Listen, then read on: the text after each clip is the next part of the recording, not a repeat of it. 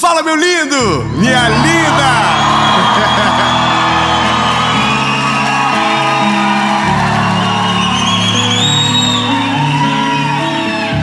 Olha, você não imagina a atmosfera desse lugar. Eu sou muito grato a Jesus por poder viver isso, sabe? De poder ver esse favor de Jesus e poder estar aqui é maravilhoso. Eu quero que você, aonde você estiver, que você sinta essa graça, esse conforto do Espírito Santo, que só Ele que pode produzir isso dentro de nós. Eu tenho uma palavra de Deus para o seu coração. Eu quero que você se prepare para isso, elimine distrações. Eu só vou te pedir um negócio. Curte o vídeo, comenta, compartilha, se inscreva, ativa o sininho. Ó, a gente quer chegar esse ano de 2023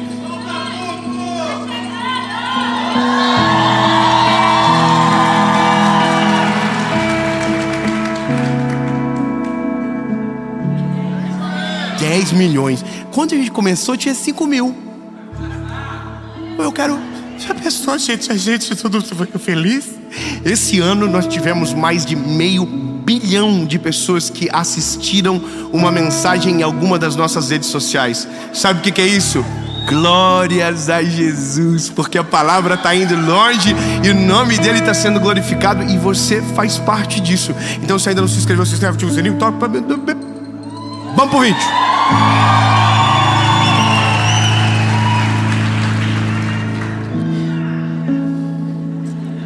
Jeremias, capítulo de número 33.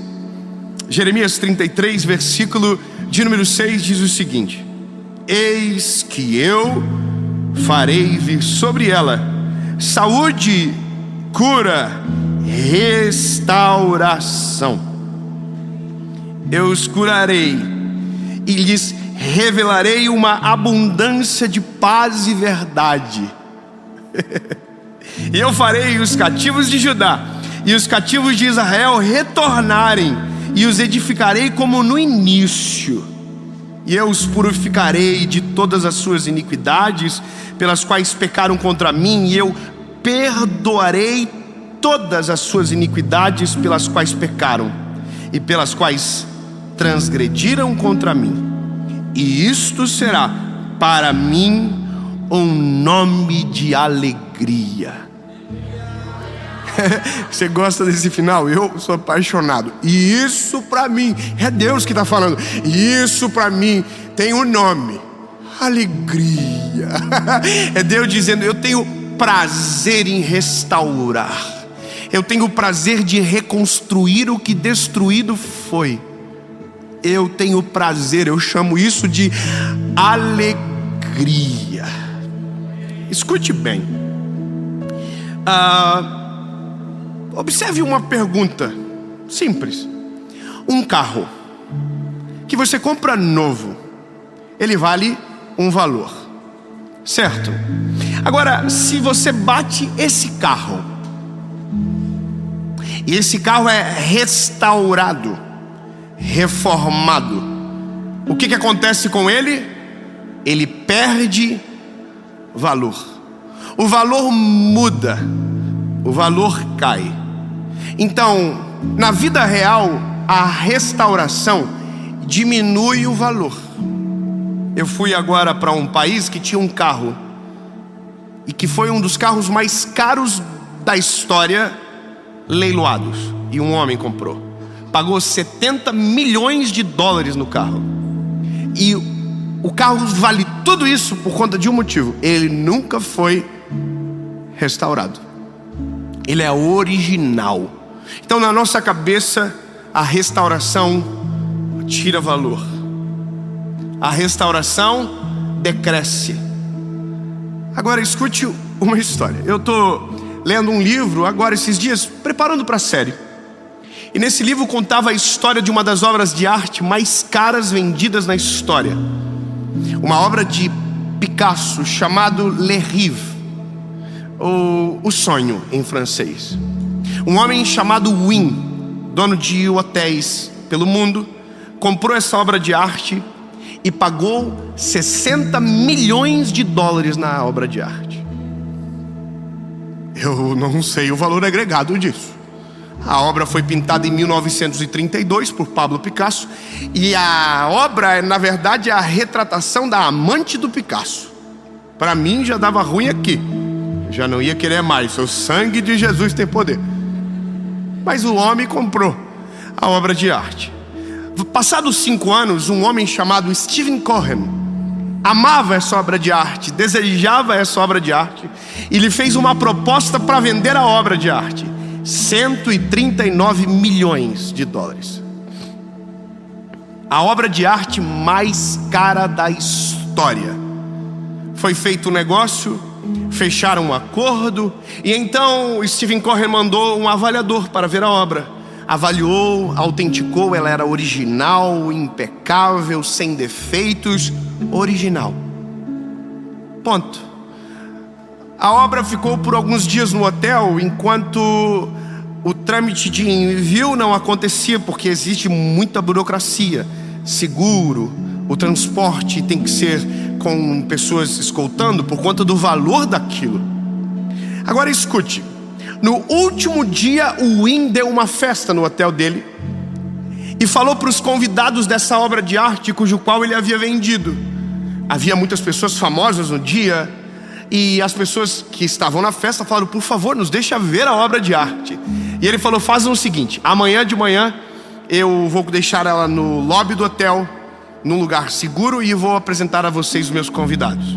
Na manhã seguinte, foi o que aconteceu. Os convidados estavam ali, todos empolgados com uau, que incrível. E o seu Wynn, muito empolgado, começou a dar uma aula sobre aquele quadro que estava atrás dele. Ele sofria de um problema na visão, que o olhar lateral era prejudicado. Resumindo, ele deu uns 2 passos para trás, sem ver aonde estava pisando, quando viu dele uma cotovelada na tela e rasgou 5 centímetros da tela. Todo mundo acha engraçado isso. Por quê? Parece que, como você está vendo, olha, se lascou. Mas não, você tem que imaginar a tristeza desse homem. O negócio foi desfeito. Stephen Cohen desistiu da obra, que tinha negociado em 139 milhões. E aí a notícia correu pelo país. E o seu Wynn não desistiu daquela obra de arte. O que ele fez? Procurou o melhor restaurador que havia naquela época, isso nos anos 2000. Encontrou o homem, levou para esse homem a obra de arte, e a fala do restaurador para ele foi: depois que eu restaurar, vai valer mais do que quando você trouxe para as minhas mãos. Ai, que bom, que bom. Eu vou dizer de novo então: depois que eu restaurar, vai valer muito mais do que quando você trouxe para as minhas mãos.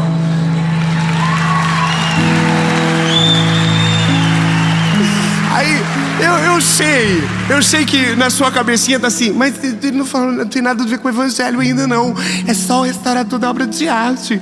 Não, mas começa a entender que existe algo espiritual nisso tudo, que só faz sentido quando Jesus coloca a mão.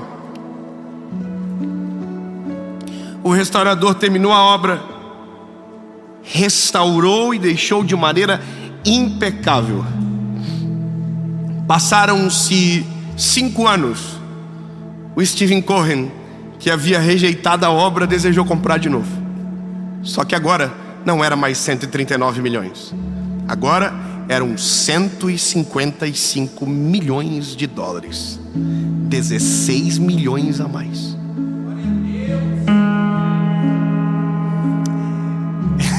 É porque antes de restaurar, muita gente perde a esperança. Olha e diz: impossível dar certo, não vale mais a mesma coisa. Mas dependendo de quem restaura, o valor muda nos olhos de quem desdenha. Porque vai olhar e vai dizer: como é que pode? O milagre da restauração torna mais valioso do que como era antes. Ponto. Lembra do carro batido que vale menos? Eu entendo, essa é a lógica. Agora, Jesus é o único de verdade que quando restaura, torna mais valioso do que quando pegou. E a partir de agora eu consigo entrar na palavra para você entender o valor de quando Jesus restaura. E por que nós talvez temos percepções erradas durante esses processos de restauração, ou porque a gente tem tanta dificuldade de acreditar na restauração de alguém. Por quê que a gente não persevera? Por que a restauração não nos alcança? Eu vou te dizer o porquê. Porque restaurar é mais difícil, demora mais tempo, é mais trabalhoso do que construir. É muito mais trabalhoso. Sabe, construir uma casa é extremamente diferente de reformar uma casa. Você diz, não, a reforma é mais simples. Pelo contrário, ela é muito pior.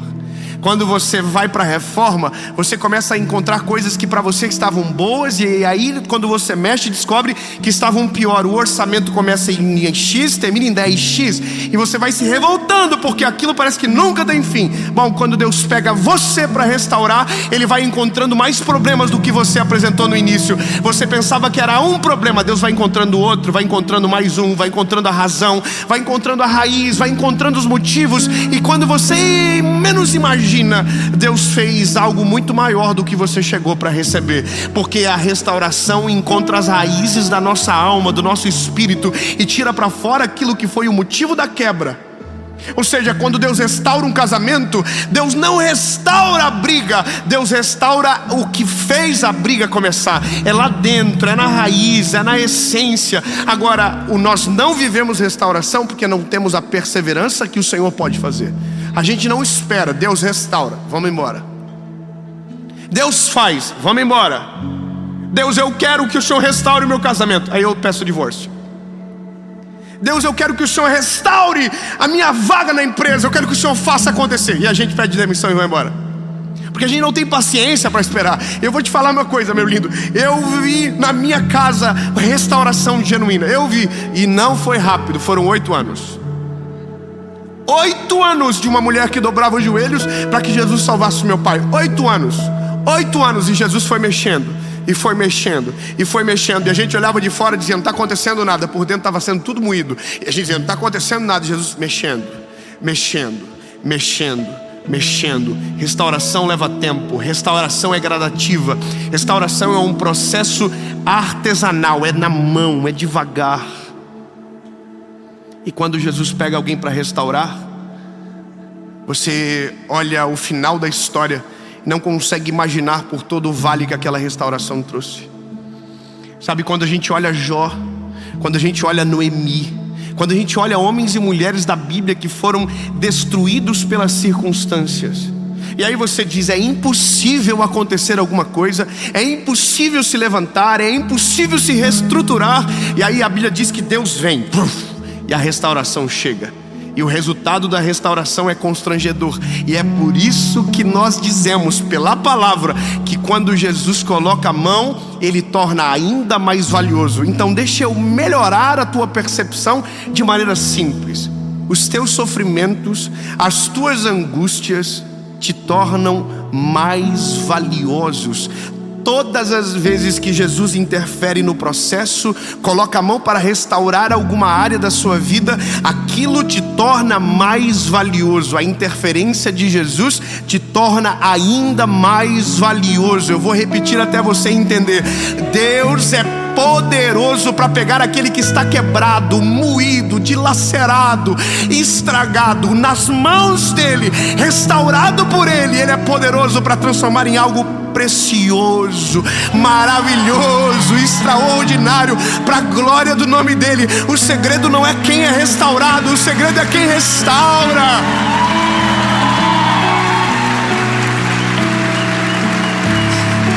Sabe, Olha que maravilhoso. O segredo é quem restaura. O segredo é quem coloca a mão. O segredo é o engenheiro da parada toda que construiu os céus e a terra. O nome dele é Jesus. Ele sabe. A gente coloca na mão de todo mundo. Para de colocar na mão dos outros. Coloca na mão dele. Sabe, coloca na mão dele. A gente tem esse complexo de vira-lata. A gente vai para tudo quanto é lado. A gente dá tiro para tudo quanto é lado. Irmão, mira num lugar só. Mira em Jesus. Coloca na mão dele. Diz: Jesus, eu não quero tentar sozinho. Eu não quero dar tiro para todo lado. Eu quero que o Senhor faça. Aí ele pega na mão. Lembra de Jeremias descendo a casa do oleiro?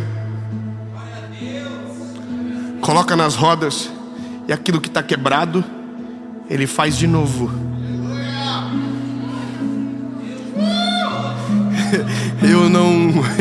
Eu quero demais que essa palavra chegue para alguém agora que está estraçalhado, sem esperança, sabe? Que a vida bateu tanto que parece que nada mais vai acontecer, que os caminhos se fecharam tanto que parece que porta nenhuma mais vai se abrir. Eu quero que essa palavra chegue para você agora, te encontre agora com uma esperança tão poderosa que vai mudar o teu dia, vai mudar a tua semana e a tua história. Lembre-se, Jesus tem poder para restaurar aquilo que quebrado foi. Não importa quão destruído está, não importa quão sem valor aparentemente ficou. Depois que ele coloca as mãos, ele restaura o valor, aumenta o valor, porque esse é o poder de quem coloca a mão. A glória não é de quem é restaurado, a glória é de quem restaura. A graça de tudo é porque quando ele faz, fica impossível dizer que ele não fez. Porque a gente olha e diz: não tem esperança. Dias depois a gente olha e diz: como que pode isso acontecer? Como que pode isso acontecer? Eu vou dar um testemunho meu. Hoje eu vejo meu pai com os meus filhos. E eu vejo meu pai com eles e é muito engraçado ver como ele age com eles. Meu pai é basicamente um funcionário dos meus filhos. Ele faz tudo o que meus filhos pedem. Tudo. Esses dias meu pai me ligou e falou assim: filho, eu queria ter um tempo tal, top. Ele não falou com quem era. Eu falei: poxa vida, pai, sério? Eu tinha um monte de reunião, desmarquei tudo. Falei pra minha esposa, falei: vida, o pai quer ter um tempo comigo. Você imagina que coisa incrível? Isso nunca aconteceu. E aí meu pai ligou pra mim e falou assim: os meninos estão prontos? Falei: pai, mas no combinado não era nós? Aí meu pai, do jeitão dele, falou: mas que graça tem se os meninos não for?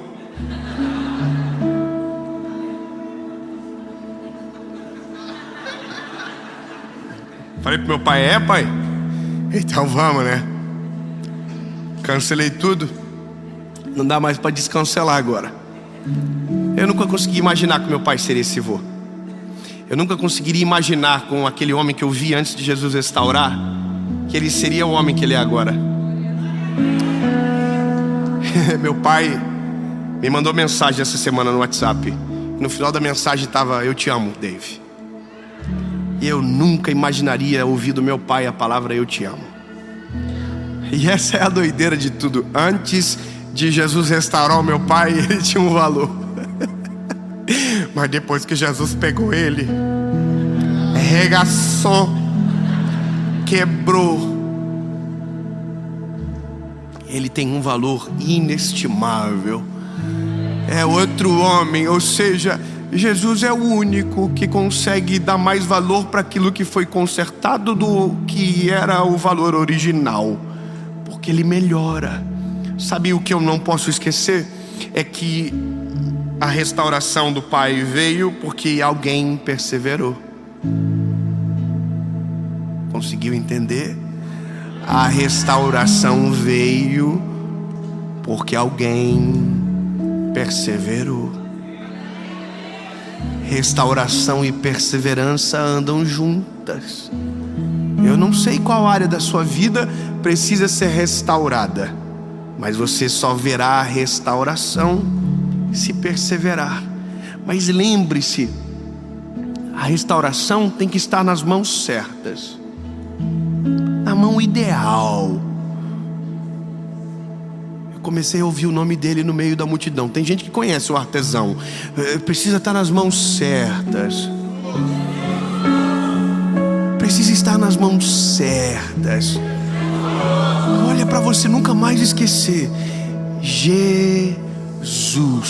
J-E-S-U-S.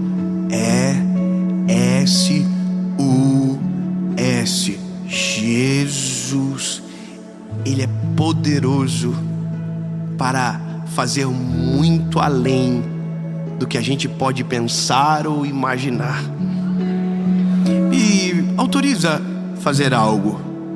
Eu quero declarar algo sobre você. Tudo eu vou melhorar. Todos os sonhos que foram destruídos no caminho, todas as histórias que foi roubado a esperança no caminho, casamentos que estão sendo alvos de ataque e que parece que o valor se perdeu no caminho, relacionamentos com Deus que foram embora, que aparentemente não existe mais há muito tempo, sonhos de carreira que a realidade destruiu, colocaram pedras por cima. Em nome de Jesus, o Senhor irá restaurar os seus sonhos, restaurar o seu casamento. Eu preciso que você celebre isso. Restaurar o seu casamento, restaurar a tua família, restaurar o teu relacionamento, fazer aquilo que só Ele pode fazer. E depois que Ele fizer, o seu casamento terá um valor maior, o seu relacionamento com Deus será muito mais valioso. Você que quebrado foi, o seu valor será restaurado e acrescentado em nome de Jesus. Amém.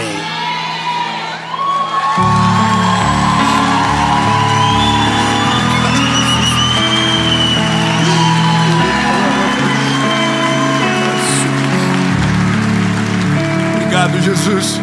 Obrigado, Jesus. Tu és um Deus que restaura. Tu és o único, na verdade, que tem poder para fazer algo assim, de pegar um vaso quebrado, moído, e fazer algo novo. Tu és o único, Jesus, que tem poder de restaurar casamentos falidos, vidas distantes da Tua presença. Tu és o único que tem poder para isso, Jesus. E as Tuas mãos são capazes de fazer algo novo a partir de alguém que ninguém consegue acreditar, que ninguém consegue ver a esperança. As Tuas mãos são poderosas para restaurar. Restaura-nos, Jesus. Restaura vidas agora, Senhor. Restaura vidas agora, Jesus. Comece um processo de restauração agora. Vai demorar tempo, Jesus. Vai custar trabalho. Vai ser demorado talvez, mas vai valer a pena. Em nome de Jesus. Amém.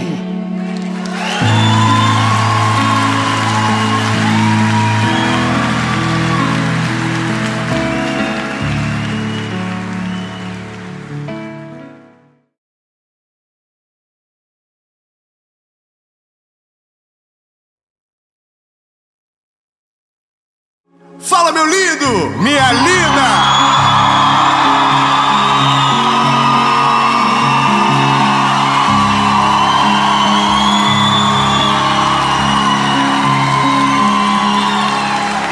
Começamos. Eu tenho certeza que essa palavra o Senhor Jesus vai falar com você. Abre o coração, prepare o caminho para que tudo aquilo que Deus tem para você alcance o teu coração. Eu só vou te pedir um favor antes de começar.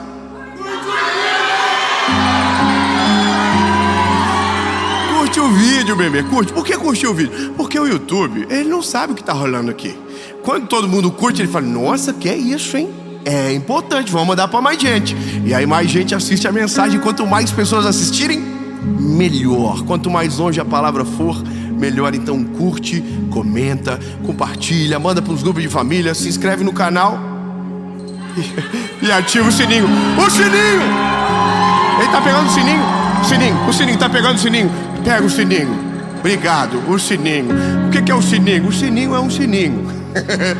Para você não esquecer, porque toda semana, segunda-feira, 7 horas da manhã, sem falhar, há quase 5 anos, tem uma palavra de Deus para você aqui no nosso canal. Então se inscreve e bora pro vídeo.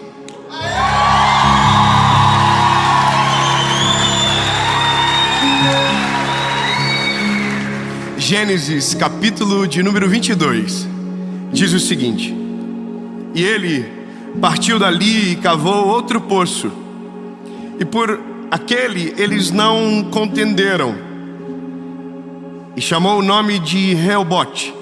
E ele disse: pois agora o Senhor fez um lugar para nós, e seremos frutíferos nessa terra. Eu vou pular alguns versículos, vou para o 27. Isaac lhes disse: por que vocês estão vindo, visto que vocês me odeiam? Ele está falando isso para Abimeleque.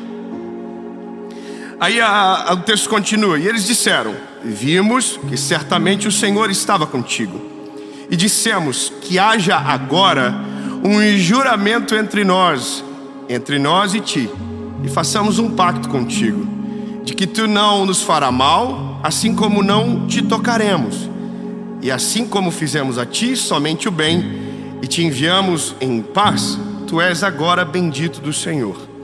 E ele lhes disse: fez um banquete, e comeram e beberam. Se levantaram cedo de manhã, juraram um ao outro, e Isaac os despediu, e eles partiram dele em paz. Essa é uma história que muitos de nós conhecemos. Muitos de nós já vimos algumas vezes isso. A história de Abraão, depois a história de Isaac, tudo o que aconteceu, tudo o que se passou. Agora, isso aqui é o final de uma história de um garoto que está assumindo o legado do seu pai e que está sendo perseguido. O poço que ele escava, alguém entulha. Aquilo que ele faz, alguém destrói. Então, a história de Isaac, o início dela, é marcado por perseverança. E a palavra perseverança, ela é necessária demais no nosso tempo. Por mais que nós pensamos saber o que significa perseverar, nós somos uma geração que menos tem paciência para viver o que verdadeiramente significa perseverança. Sabe, eu dei um Google hoje, porque eu estava muito enclausurado dentro de uma realidade bíblica e de algo que Deus moveu no meu coração por essas semanas. E eu coloquei no Google: o que significa perseverança? E a primeira palavra sinônimo é insistir. Insistir. Ou seja, eu sei que a gente já conecta logo com a palavra esperançar, que é esperar. Mas a palavra que apareceu de primeira foi insistir. Insistir, bater, bater, bater, insistir, esperar.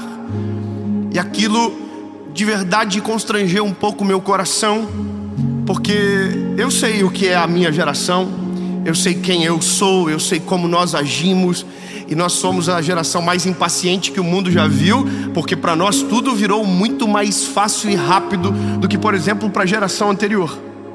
Eu tenho 32 anos de idade, e ou seja, nasci em 90, e na minha época, não sei se tem gente aqui da minha idade, mas na minha época, a internet, ela foi um advento, mas que eu fui usar com 14, 15 anos. Com 14, 15 anos eu usava internet. Só que a internet da minha época não é igual à internet de agora. De agora você acessa o Google e o Google faz assim. Irmão, na minha época era depois da meia-noite. Porque só pobre sabe o que eu estou falando.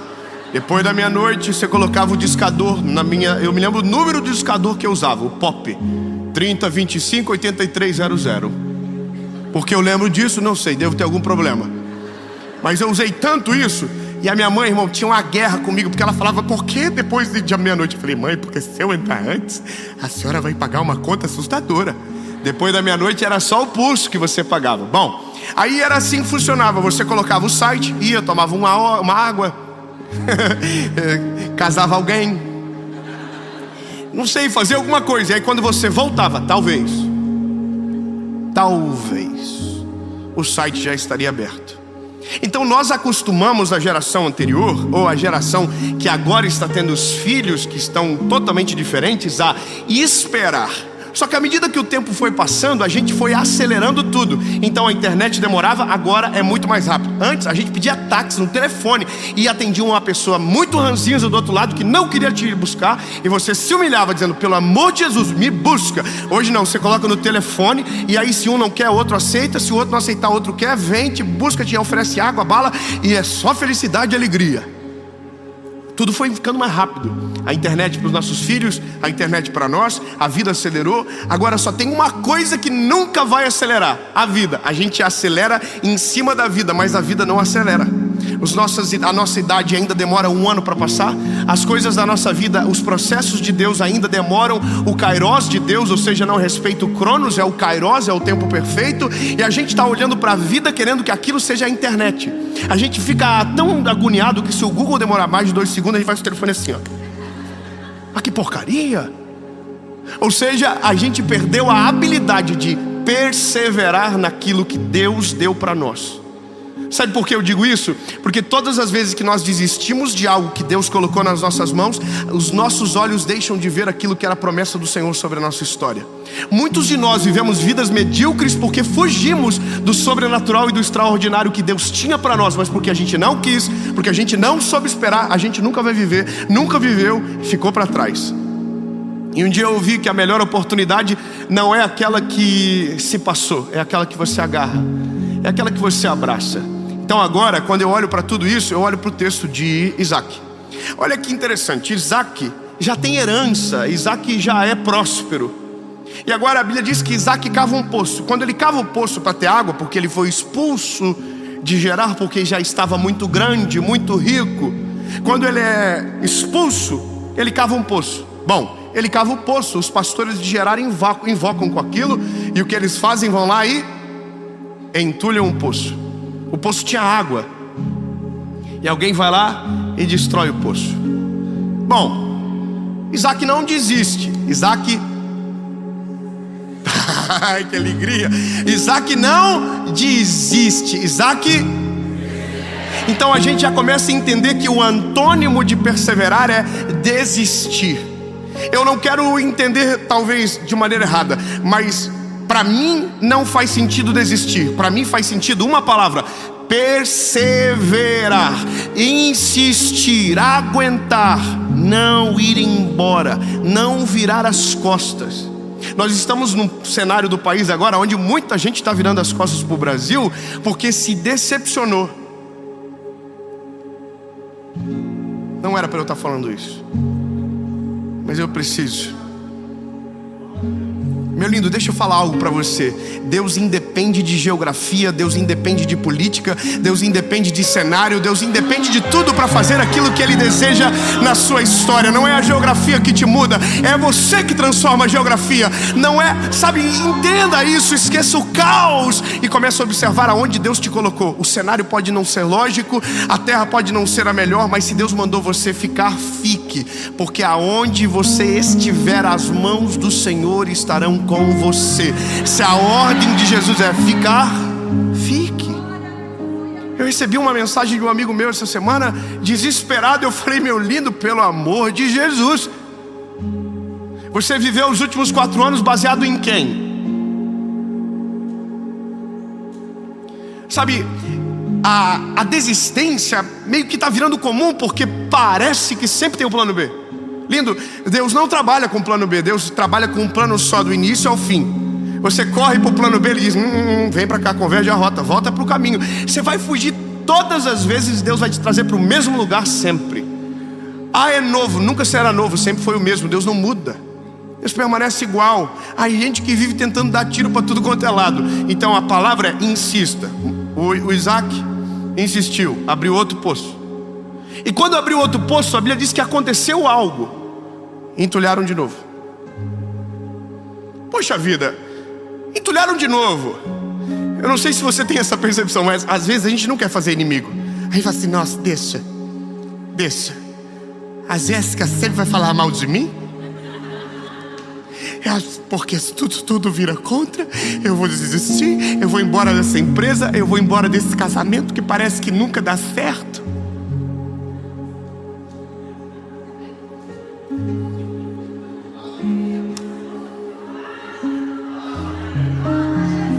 Eu vou abandonar os sonhos que Deus tem para mim, porque para mim parece que nunca vai acontecer.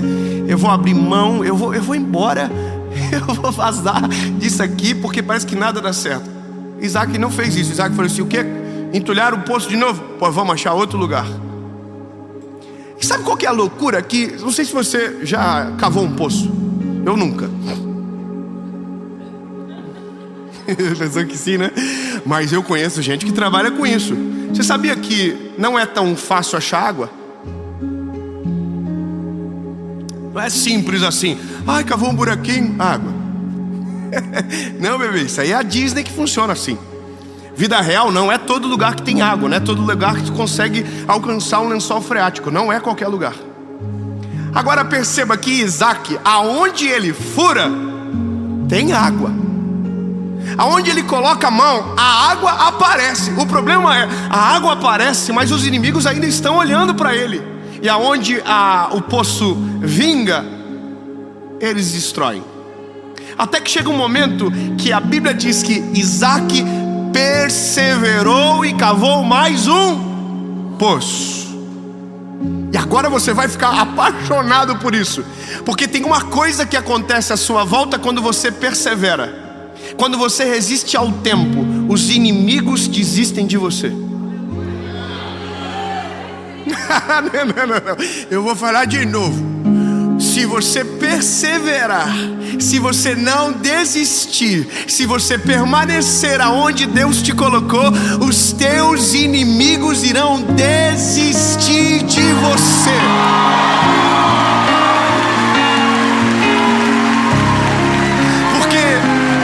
A perseverança resiste ao tempo, o propósito resiste ao tempo, a graça de Deus resiste ao tempo e dura para sempre. Agora os inimigos têm prazos contados. Quando você resiste ao tempo, saiba, os teus inimigos não irão resistir. Eles irão embora um a um, porque os olhos, ou o que os olhos deles virem, vai cansá-los. Porque é difícil bater em quem não desiste. Ele continua no mesmo lugar, ele continua ouvindo a voz de Deus, ele continua cavando o poço, ele continua colocando a mão no arado, ele não vai embora. Ele está de dia, de tarde, de noite. E é isso, meu lindo. Eu quero que você entenda que o que Deus quer é que você não desista. Entendeu? O que Deus quer é que você não desista. Diferente dos teus inimigos que clamam pela tua desistência, torcem para que você desista. E no fim é você que decide quem vence. Se é o que Deus deseja ou se o que os teus inimigos querem. Eu não sei você, bebê, mas eu não quero ver inimigo meu sorrir à minha volta. Eu quero que eles cansem, eu quero que eles passem raiva comigo, porque a palavra de Deus é muito mais poderosa sobre mim do que estão dizendo a meu respeito. O eterno é mais poderoso do que o externo. Consegue entender isso? A palavra da eternidade é muito mais poderoso do que está acontecendo à nossa volta. O Isaac cavou de novo. Quando veio água, os inimigos falam assim: ah, não. Que saco, tem água de novo. Tem água de novo. O que esse rapaz, onde ele coloca a mão, tem água.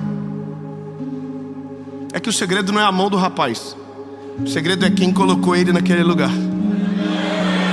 Você entende? Agora, tem um problema. É difícil perseverar em um lugar onde muita gente se perdeu.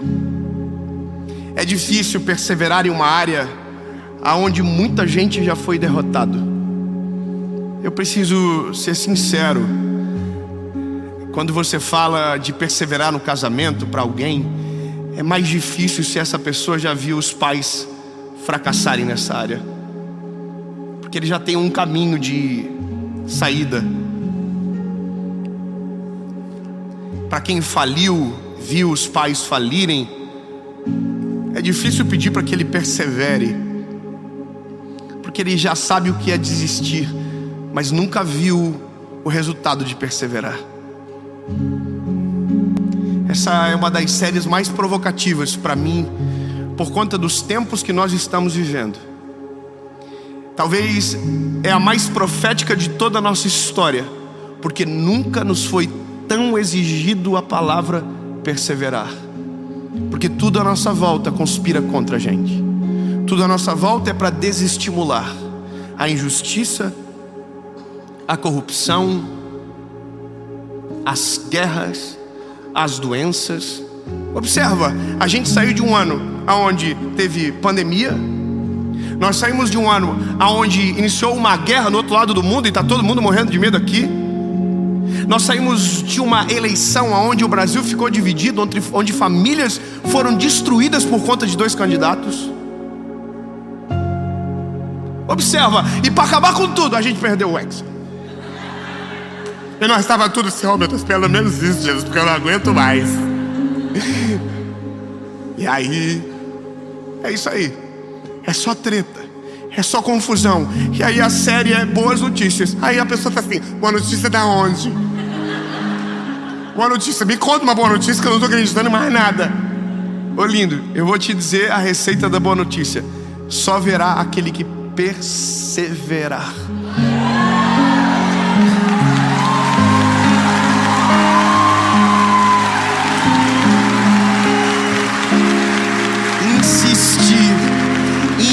Insistir, bater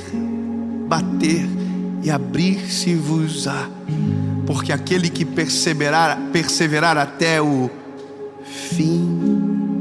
Olha como a Bíblia fala de perseverança milhares de vezes. Então, agora compreende o resto da história. O resto da história é o perseguidor, o que expulsou, desistiu de quem perseverou e foi atrás para fazer as pazes. Porque eu vou dizer, lindo, é irritante alguém que não desiste no caos. O Abimeleque foi lá no Isaac e falou, ô meu lindo, tudo bom? Tudo certo. Bom dia, boa tarde. Olha, a gente já viu que tu é uma pessoa bem difícil, que a gente não vai conseguir te parar. Ou é tão bom ouvir uma coisa dessa, quando a adversidade nos encontra e diz, olha, estou desistindo de você. Quando as nossas frustrações nos encontram e dizem, eu estou desistindo de você, porque você é insuportável, você não para, você continua. Bom, o Abimeleque está lá para representar tudo isso. Olha assim, eu vou fazer as pazes. Eu juro que eu não te incomodo mais, mas a gente está morrendo de medo que tu vai se vingar.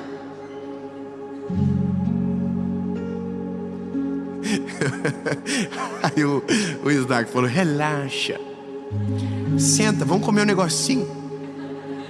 Todo mundo comeu, dormiram naquele lugar e na noite anterior fizeram o juramento e se despediram em paz. E assim é o final de uma história que representa o início de verdade da história de Isaac. Eu quero declarar algo sobre nós, declarar algo sobre nosso 2023 que nós estamos começando de viver. Até porque vocês têm que saber que nós já estamos em 2023. Vocês já estão lá junto comigo, porque essa mensagem... Nós criamos uma máquina do tempo aqui dentro. Nós já estamos em 2023. Então a pessoa já dá feliz ano novo para ela. Assim, olha, feliz ano novo atrasado, nós já estamos lá. Porque quando as pessoas veem, nós já vamos ter 2023 avançado. Agora, eu quero declarar algo sobre você. Talvez, enquanto você ouve essa palavra, você consegue enxergar o cenário que você está. E talvez o cenário que você se encontra é naquele deserto da vida, onde as aflições e as angústias continuam perseguindo você. E o maior desejo que você sente no teu coração é desistir de tudo isso de uma vez. Desistir do casamento que está dando problema, da carreira que parece que nunca vai dar certo, dos sonhos que parece que fogem de você. Então eu quero declarar algo. Desistir não vai ser a tua realidade. Perseverar sim. Não desista daquilo que Deus não desistiu. Não abandone aquilo que Deus ainda não abandonou e não irá abandonar. Se for uma promessa que está na tua frente, persevere, porque toda a promessa, quando derramada pelo Senhor Jesus, um dia, se você não desistir e perseverar, será a tua realidade.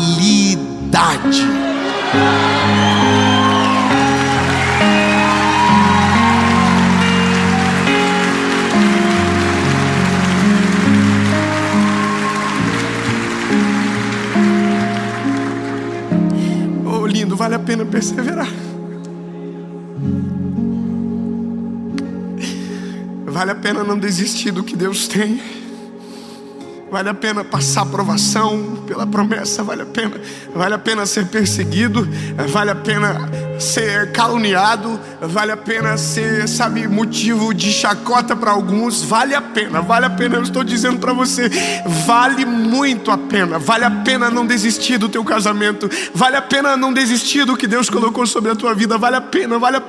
Eu só estou dizendo isso para você porque muitas coisas que tive vontade de desistir lá atrás e não desisti, hoje são a minha maior alegria, são a maior razão do meu sorriso. E eu estar aqui hoje é porque no dia que deu vontade de desistir, para a glória de Jesus, eu perseverei. Vocês não são senão o fruto de perseverança nos meus olhos. Valeu a pena. Fala para quem está pertinho de você, vai valer a pena.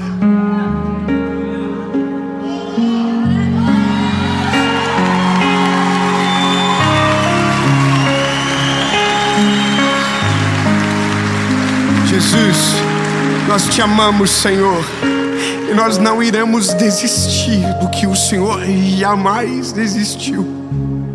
Os teus planos irão acontecer, os teus sonhos irão ser a nossa realidade.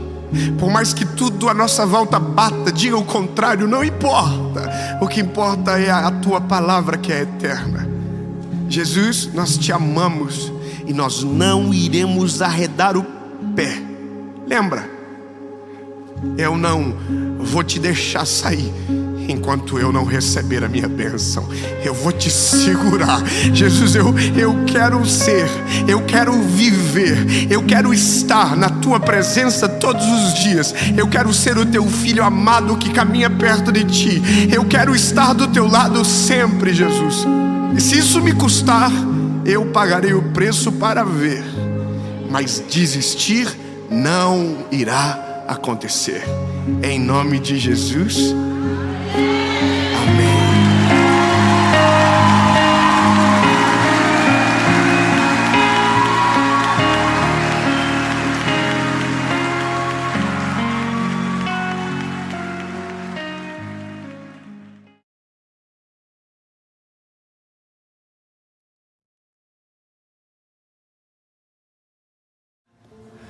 Fala, meu lindo, minha linda, tudo bem com vocês? Espero que vocês não estejam reclamando demais.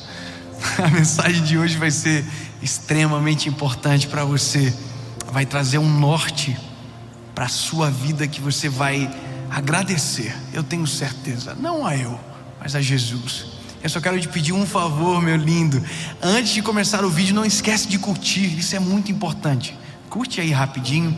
Não esqueça de comentar no que te abençoou, no que edificou você. Manda para todo mundo. E claro, se você não é inscrito no canal, se inscreva, ativa o sininho. E vamos para o vídeo. Êxodo, capítulo de número 16, versículo de número 2, diz o seguinte: e todo o povo de Israel, dos filhos de Israel, murmuraram contra Moisés e Arão no deserto. E os filhos de Israel disseram a eles: quem dera tivéssemos morrido pela mão do Senhor na terra do Egito, quando estávamos assentados junto às panelas de carne, e quando comíamos pão à vontade, porque nos trouxeste para este deserto para matar toda essa assembleia de fome. Meu Deus. Ai, que reclamação. Você reclama muito da vida? Você reclama do dia que chove, no dia que faz sol demais? Você reclama porque está comendo só a mesma comida? Você reclama porque só usa a mesma roupa? Do que você tem reclamado, ó reclamão? Eu quero dizer para você que possivelmente você seja extremamente injusto na sua reclamação. E é muito provável que você tem 1 milhão de motivos para agradecer, mas está supervalorizando aquilo que te incomoda. Eu vou te dizer um negócio. Eu descobri que eu tenho um problema. Eu tenho um problema com gente que come com boca aberta perto de mim. Eu tenho agonia mortal. Pessoa come assim. Isso me irrita profundamente. Meu espírito se retorce dentro da minha alma. E eu tenho muita vontade de falar: pelo amor de Jesus, fecha a boca para comer. Mas se eu olhar só para o barulho eu falo. Mas se eu me afastar eu vejo um amigo. E aí não vale a pena falar. Sabe, às vezes nós olhamos a vida assim, ó. E é por isso que a gente reclama tanto. Porque a gente só olha isso aqui.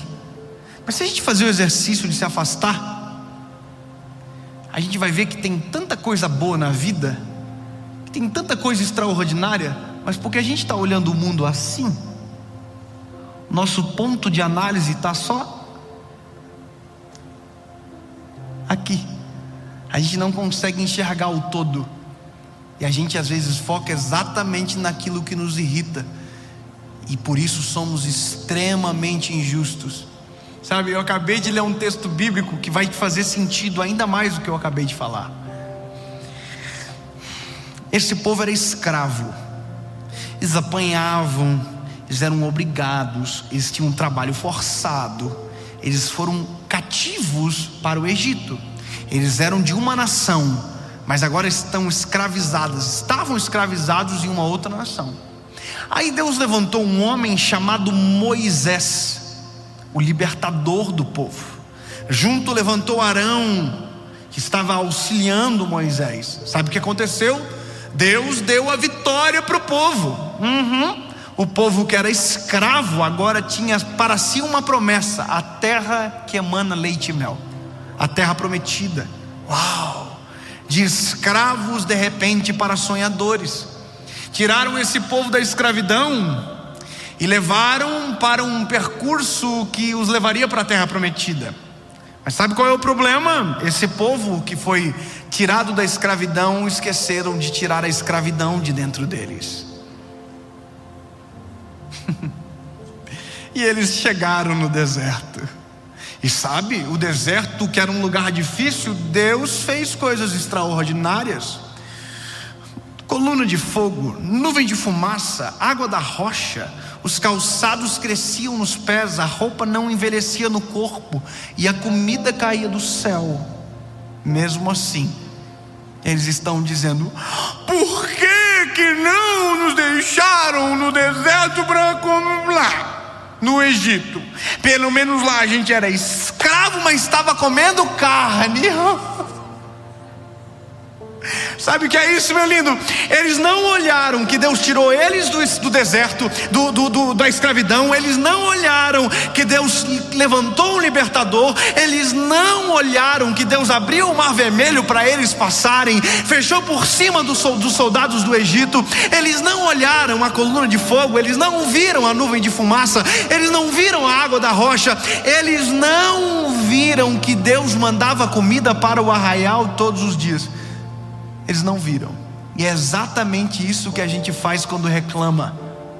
A gente não olha o todo, a gente só olha aquilo que está nos irritando. É como se uma parede grande, branquinha, tivesse toda bem pintada e tivesse um pontinho preto, e de repente a gente não viu mais nada da parede e somente o pontinho preto.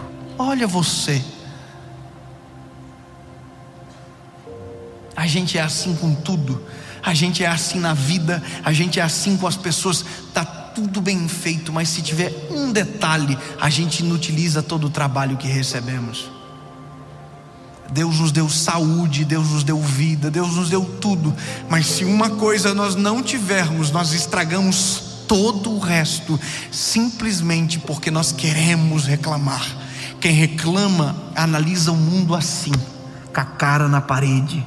Mas quando você faz o exercício de se afastar da parede, você se distancia do motivo da reclamação para ver o todo que está disponível para você.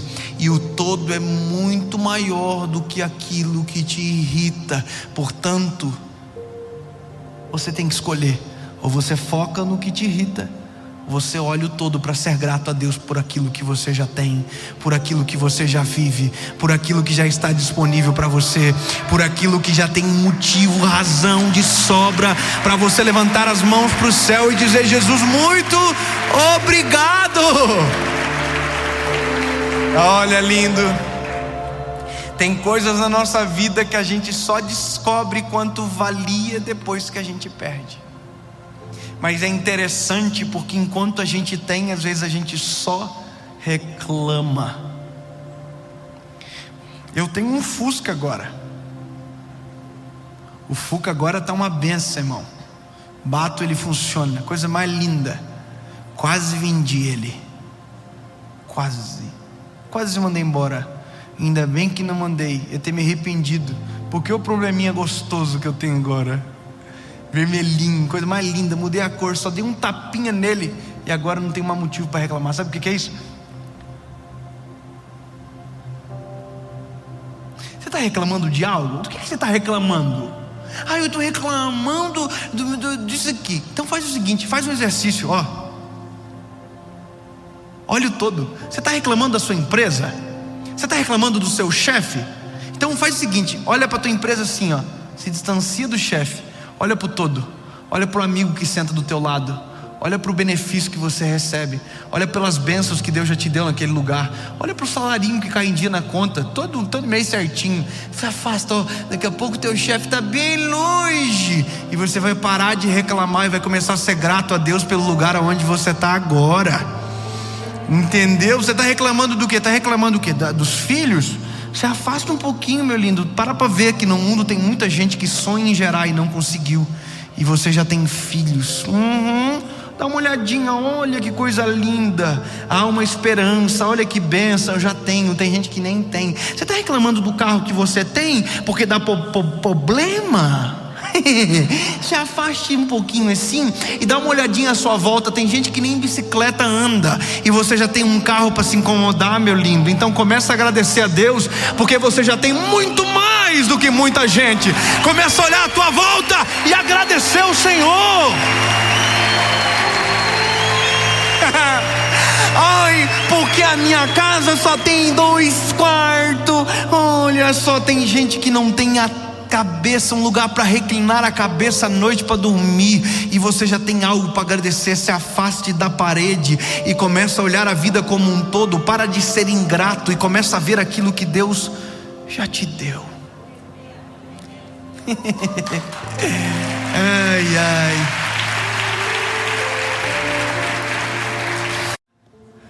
Fala, meu lindo, minha linda, tudo bem com vocês? Espero que vocês não estejam reclamando demais. A mensagem de hoje vai ser extremamente importante para você. Vai trazer um norte para a sua vida que você vai agradecer. Eu tenho certeza, não a eu, mas a Jesus. Eu só quero te pedir um favor, meu lindo. Antes de começar o vídeo, não esquece de curtir, isso é muito importante. Curte aí rapidinho. Não esqueça de comentar no que te abençoou, no que edificou você. Manda para todo mundo. E claro, se você não é inscrito no canal, se inscreva, ativa o sininho e vamos pro vídeo. Êxodo, capítulo de número 16, versículo de número 2, diz o seguinte: e todo o povo de Israel, dos filhos de Israel, murmuraram contra Moisés e Arão no deserto. E os filhos de Israel disseram a eles: quem dera tivéssemos morrido pela mão do Senhor na terra do Egito, quando estávamos assentados junto às panelas de carne, e quando comíamos pão à vontade, porque nos trouxeste para este deserto para matar toda essa assembleia de fome. Meu Deus, ai, que reclamação. Você reclama muito da vida? Você reclama do dia que chove, no dia que faz sol demais? Você reclama porque está comendo só a mesma comida? Você reclama porque só usa a mesma roupa? Do que você tem reclamado, ó reclamão? Eu quero dizer para você que possivelmente você seja extremamente injusto na sua reclamação. E é muito provável que você tem 1 milhão de motivos para agradecer, mas está supervalorizando aquilo que te incomoda. Eu vou te dizer um negócio. Eu descobri que eu tenho um problema. Eu tenho um problema com gente que come com boca aberta perto de mim. Eu tenho agonia mortal. Pessoa come assim. Isso me irrita profundamente. Meu espírito se retorce dentro da minha alma. E eu tenho muita vontade de falar: pelo amor de Jesus, fecha a boca para comer. Mas se eu olhar só para o barulho eu falo. Mas se eu me afastar eu vejo um amigo. E aí não vale a pena falar. Sabe, às vezes nós olhamos a vida assim, ó. E é por isso que a gente reclama tanto. Porque a gente só olha isso aqui. Mas se a gente fazer o exercício de se afastar, a gente vai ver que tem tanta coisa boa na vida, que tem tanta coisa extraordinária, mas porque a gente está olhando o mundo assim, nosso ponto de análise está só aqui. A gente não consegue enxergar o todo. E a gente às vezes foca exatamente naquilo que nos irrita. E por isso somos extremamente injustos. Sabe, eu acabei de ler um texto bíblico que vai te fazer sentido ainda mais do que eu acabei de falar. Esse povo era escravo. Eles apanhavam, eles eram obrigados, eles tinham um trabalho forçado. Eles foram cativos para o Egito. Eles eram de uma nação, mas agora estavam escravizados em uma outra nação. Aí Deus levantou um homem chamado Moisés, o libertador do povo. Junto levantou Arão, que estava auxiliando Moisés. Sabe o que aconteceu? Deus deu a vitória para o povo. O povo que era escravo agora tinha para si uma promessa: a terra que emana leite e mel, a terra prometida. Uau! De escravos de repente para sonhadores. Tiraram esse povo da escravidão e levaram para um percurso que os levaria para a terra prometida. Mas sabe qual é o problema? Esse povo que foi tirado da escravidão, esqueceram de tirar a escravidão de dentro deles. E eles chegaram no deserto.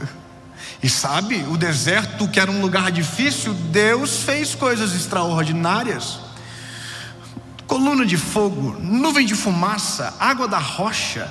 Os calçados cresciam nos pés, a roupa não envelhecia no corpo, e a comida caía do céu.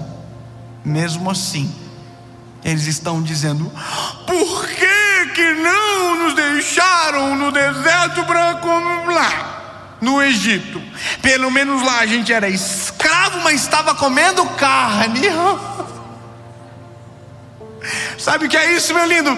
Eles não olharam que Deus tirou eles do deserto, da escravidão. Eles não olharam que Deus levantou um libertador. Eles não olharam que Deus abriu o mar vermelho para eles passarem, fechou por cima dos soldados do Egito.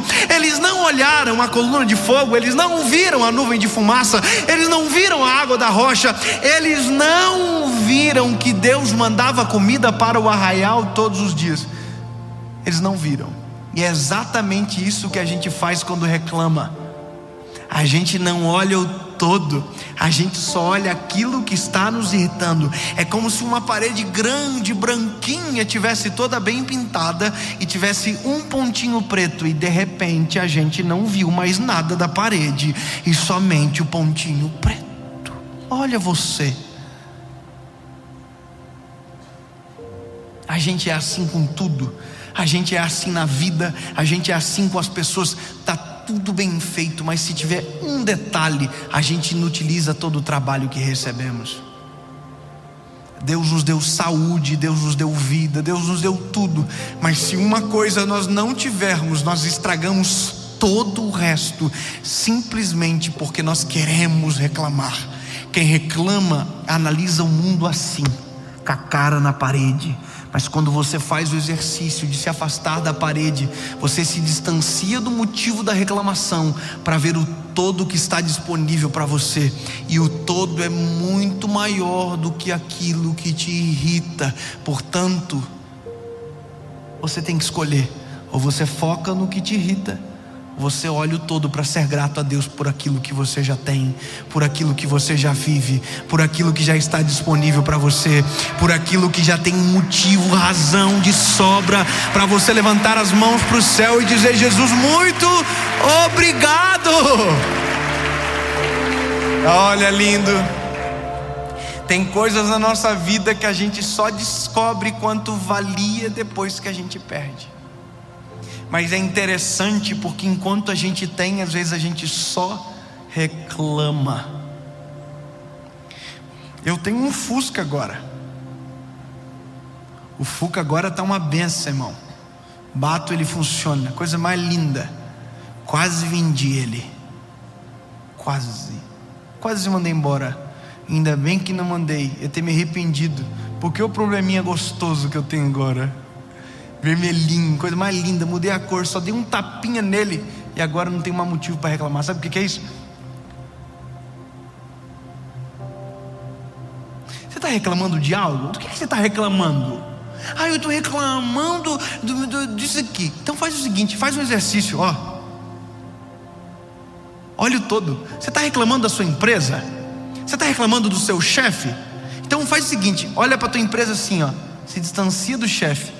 Olha para o todo, olha para o amigo que senta do teu lado, olha para o benefício que você recebe, olha pelas bênçãos que Deus já te deu naquele lugar, olha para o salarinho que cai em dia na conta, todo mês certinho. Se afasta, ó, daqui a pouco teu chefe está bem longe, e você vai parar de reclamar e vai começar a ser grato a Deus pelo lugar onde você está agora. Entendeu? Você está reclamando do quê? Está reclamando do quê? Dos filhos? Se afasta um pouquinho, meu lindo. Para ver que no mundo tem muita gente que sonha em gerar e não conseguiu. E você já tem filhos.